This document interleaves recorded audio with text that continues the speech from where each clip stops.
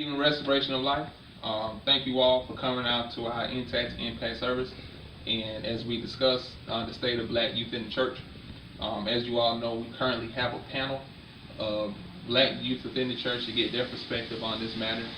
But after discussing it, we thought that it would be good to get the perspective of those who are not in church as well, to see, why they're not in church, what caused them to leave, and what the church could do to put themselves in a position to draw them back in. So to help answer some of these questions and give us a perspective, give their side of this equation, I have my nephew, Deshaun. Good to see you, sir. Appreciate you coming out. Very open, very candid individual, and I'm very sure that the responses that he gives will be enlightening. So I know you all are curious. I am as well. So we'll get to this interview, and I hope you all enjoy it. So, Deshaun, Snoop, nothing much. Appreciate you helping me out on this, nephew. Appreciate it. Came a long way for this. Yeah, yeah. See what you're talking about. So now I want to see what you're talking about. Okay. See what you're talking about. So you already know that this is about the state of black youth in the church. Yeah. We don't have to get into the the details, of stuff with you, but you got your tattoos, your shades and stuff on, Yeah, your hair, Whatever happened there. Right, right. Whatever happened there when I wake up. So, that doesn't necessarily fit into the mold of what most people would assume to be churchgoers. Yeah. And in a lot of churches, things like that may be a turn away for some churches when people come in like that. So, just to kind of give us an idea of who you are, where you come from, and what's your thoughts on some of this, So tell us a little bit about Deshaun. Well, what you mean? You saying why I don't go to church or Yeah, meet people? just give us some insight into you. You see, to be honest though, I'm on my knees to really talk to her. But the reason people like us don't go to church, people in church will call it because it's really hard to say. I don't want to step on nobody's toes, but I'm gonna be honest. Since we honest, it's a lot of fakeness in the church. It's a lot of judgmental people in the church when they say they ain't judgmental. You know what I mean? They like you said, take me for example, the Cartiers, my bands. They said come as you are, but when we come as we are, y'all don't want us there. You know what I mean? Y'all ain't attending to us, or y'all ain't looking at us like they ain't supposed to be here. But y'all supposed to open us with open arms. But it ain't necessarily about that either.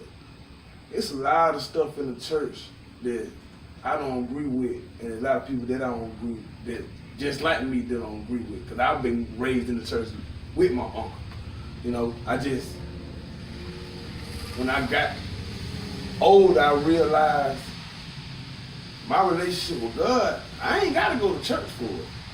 Because, like I said, it's a lot of fakeness in the church. It's a lot of traditional stuff in the church that need to be out the church. A lot of folks just money hungry, quitting their job just to take from the people who really come here for need. You know what I mean? So, what the difference? What? I'm paying you to tell me something. Why I'm paying you to tell me something I can go read for myself and get an understanding of by myself? Because it's my personal relationship with God, not yours, not anybody else's. You know what I mean? It's my personal relationship. So what gonna make me different from you because I go sit down in a pew and listen to a man behind a podium that's just like me, that bleed, cut the same, breathe the same thing I do, that tempted by the same things I'm tempted with. So what gonna make it different me coming to your church than me going home and taking my own personal time to read my Bible and get an understanding and talk to God and He talk to me? Right. Than me coming in here and talk to you. You know what I mean? And you tell me the same thing I can go read myself. Then tell me I'm wrong and want to judge me when I make a mistake. God already beat on me through the life, so I don't need nobody else doing it. Just like that. That's why we don't come to church. Because they're always trying to judge us by what we're doing and how we doing it and how we look And what we do, yeah, I might smoke a little weed, smoke a little cigarette. What's wrong with it? You know what I mean? God ain't gonna say I ain't gonna go to heaven because I smoke weed. God didn't say that. God said he ain't gonna make me come to heaven if I smoke cigarette. And then like that, he said, live your life accordingly, live right, live by the laws of the land. Take care of your kids. Put him first. Fear him. I don't fear nobody but God. I don't care about no man. I don't care about none of that. I don't fear nobody but God. So what the difference between me coming to your church or whatever? What the difference me going to church? What's wrong with me not going to church? I know God. I know what he'll do. I've been in situations where God will take you out of, he don't shows you that I'm here. So what the difference with me going to church? I'm not a fool because I don't go to church. I'm not a thug because I don't go to church. I'm not ignorant because I don't go to church. I don't know God, I don't go to church. I'm not saved because I don't go to church. I've been plenty of times I've been baptized. The same people that been with me been baptized too. But don't mean they ain't, you know what I mean? Don't mean that we don't go back out here and make mistakes. Because I'm a pastor or a deacon, because I go to church, I ain't gonna make mistakes. So with that going said, I don't feel like everybody need to go to church. Church ain't for everybody. Because everybody in the church ain't right. So I don't want all them different type of spirits on me anyway. You know what I mean? Just being honest. Because I know there's a lot of them out there. Right. And everybody go to churches for different reasons. So if I don't get my understanding from God, I'm gonna do it on my own time. And when I'm ready to come back to the church, I'm gonna make sure I call somebody that I know that ain't fake. Hey, Mom. You know, cause it do be times I do think about stuff like that. Cause I know I got kids and they need it. The other stuff I can't give them. But before I put them in that situation like I was put in, to be taught and misled by all type of different people, I'll wait before I do that and get my own understanding. Now I appreciate your honesty. You know, you hit on a lot of different stuff, you know, in what you were saying. A couple things caught my attention. One, you brought up the fact that you were brought up in the church, early on when you were younger. But as you got older, you started to realize that there was some things going on in the church that didn't line up, so to speak. So you took yourself out of the church and say, you know what, I can get to know God on my own. You know, I don't have to come to church to get to know God. So if you don't mind, if you do, it's cool. If not, I don't mind. But if you don't mind, can you be specific on a particular incident that you can think of that made you say, man, this coming to church thing may not really be for me. This don't really make sense to me. Can you think of something that may have happened that you can remember that said, you know what? Nah, this ain't gonna work. Well, I just remember when it came to, one is not to remember, we went to the church, Miracle Faith. And there was one church that we all as a family was really into and really believe in what was being told to us from the man behind the podium. Mm-hmm. And to come to find out, he was not the man behind the podium. You know what I mean? He was not the man in the suit that he was portraying to be.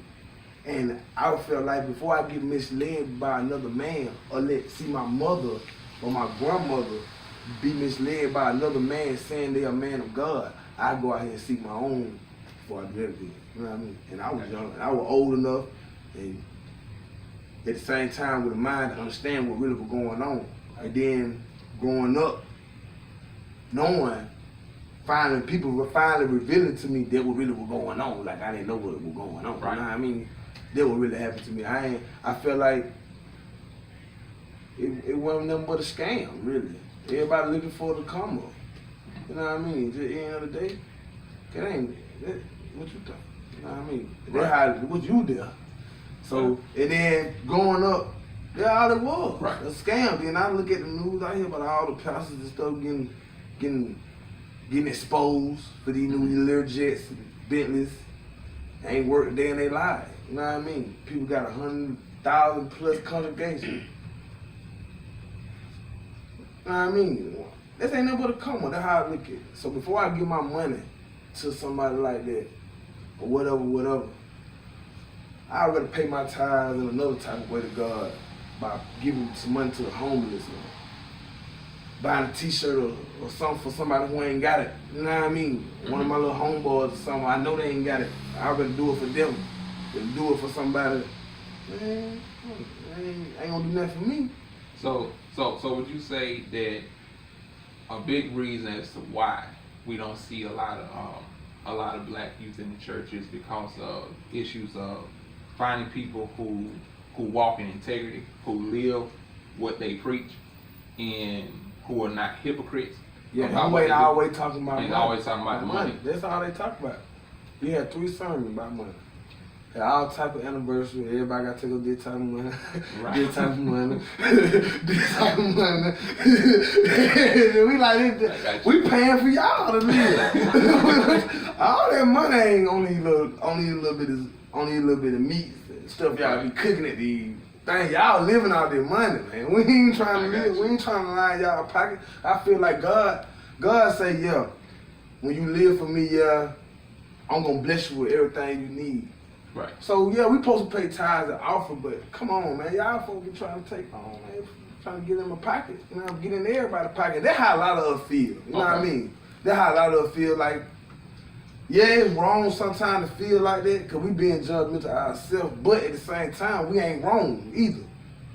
Because like he said, like God said, we live in our last days anyway. So it's a lot of false prophets out there. So I don't know who real or not. So like I said, I'd rather get the understanding on my own. And then when God tells me it's time for you to go here, to be here with this person, he gonna tell me. But until then, I'm gonna stay out of church. You know what I mean? So, you know what I mean? So.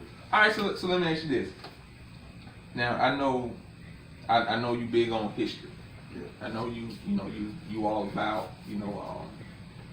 black people knowing who they are, where they're from, and stuff like that. So the black church back in the day used to be real big in black communities. Anything that went on, the black church was always involved. Political, religious, whatever. The black church is always involved. Yeah. Do you think it's still that way now? Nah, it ain't. The black church ain't involved. They don't do as much they used to do back in the day. Now I live in the hood, the leather hood. You see the white churches pull up out there to get the kids more than you see the black churches. Right. It's just being honest. They come out there and pass out the food and put up the big jumpers for the kids and come door to door, even though they know they still come door to door. Man, I count on my hand how many times I don't see a black church come through there and do anything. Just be honest. Right. The black church is really hypocritical right now. Like I'm saying, it's more of a come up for them right now. And that's what we feel like. Instead of them trying to help us, they trying to get some money too. You know what I mean? Just straight up. Now, do you think that's black churches as a whole, or is it so many black churches that do that they make all black churches look like that? It's so many of them like that it make all of them look like that. Cause I've been through some churches. I've been through some people who really are genuine. I don't met some pastors, women pastors too, men pastors. I don't met more women pastors. I have men pastors that more genuine about this situation I have anywhere. You know what I mean?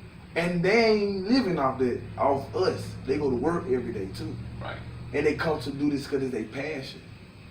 And they actually put the money that they get from the church inside the church. You know what I mean? That's the difference. You know what I mean? So what do you think would need to take place? Just giving it from you.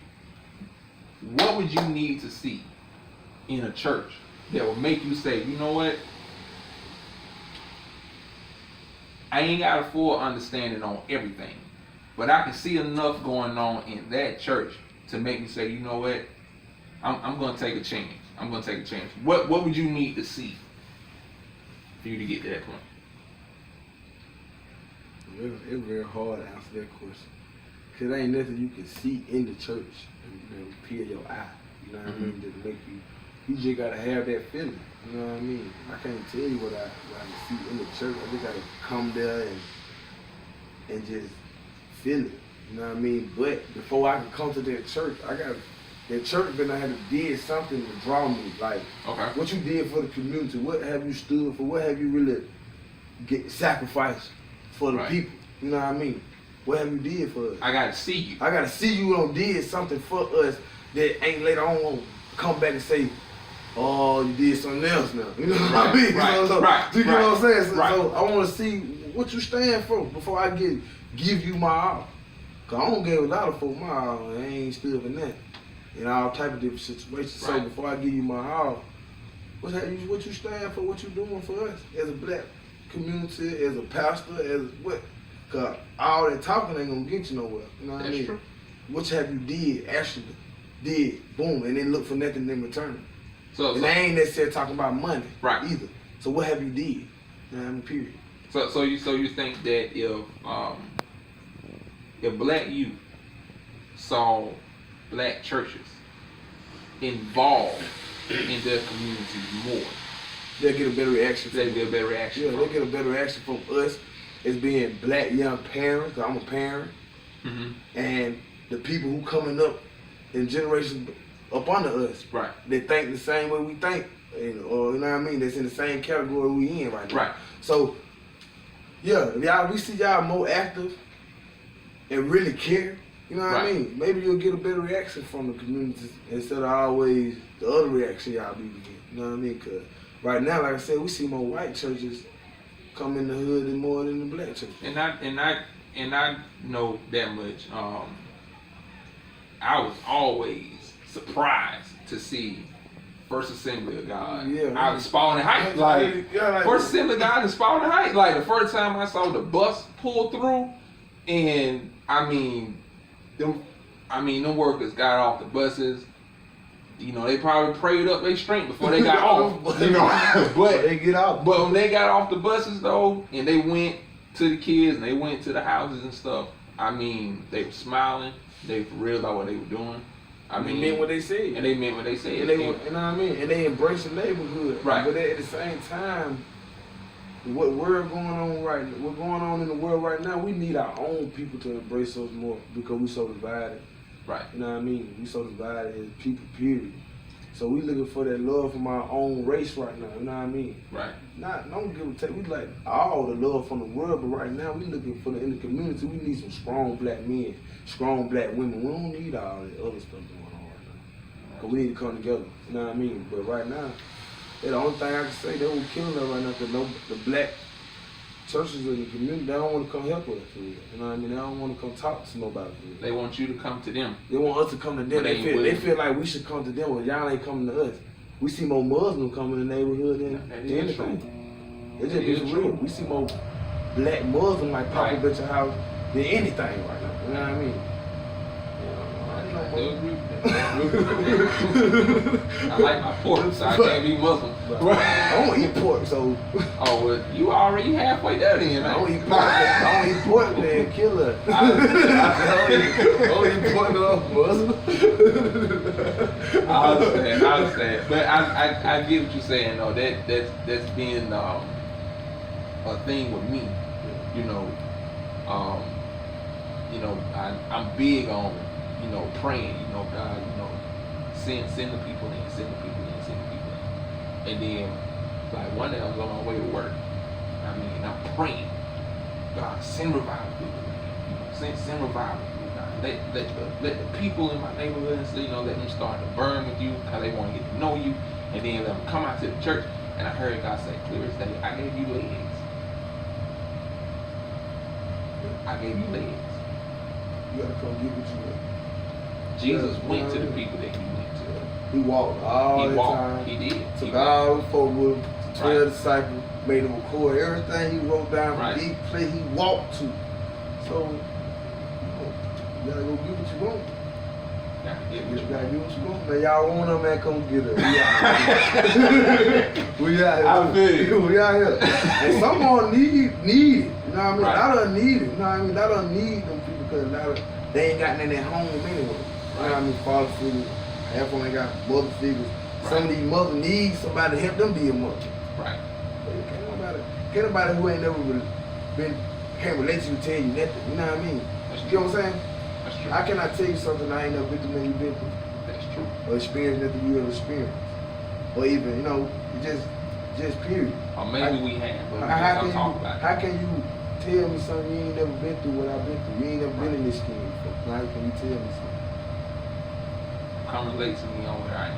Yeah, why come to me? You know what I mean?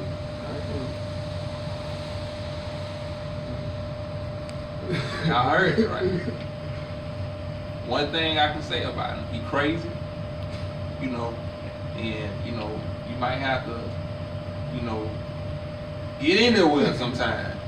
But at the end of the day, though, when he want to be, he can be real candid and real honest. And sometimes brutally honest, but he can be honest. And the thing about it, he's speaking for a lot of others that haven't been given this opportunity because they may feel like that people don't want to hear that. So, if you want to know why black youth are not in the church anymore, if you want to know why they're refusing to come back, this may be the voice of one, but sometimes the voice of one can speak for many. So don't take that lightly. I hope y'all grab this, or we do something about it, and realize that God gave us legs, and we have to put them to work. I appreciate you, nephew, for your time. I ain't got no gas money for you to get back where you came from. But I pray. We all right. But I appreciate you. I love you, man. And you open my eyes up to some stuff. I need this too, but you know, I have a lot of stuff to think about too. And a lot of stuff I want to pop up and say to a lot of y'all Christian people. But I don't. But I appreciate you doing man, getting this for maybe this to touch somebody else. You know, Right. like some young kids or some people inside the church to go get the young kids. Right. We got, you know, there's a lot of them out here seeking and hungry for that, but they don't trust nobody. Right. Everybody fake. Love you, man. Love you too. Appreciate it, bro. All right, bro. Be good.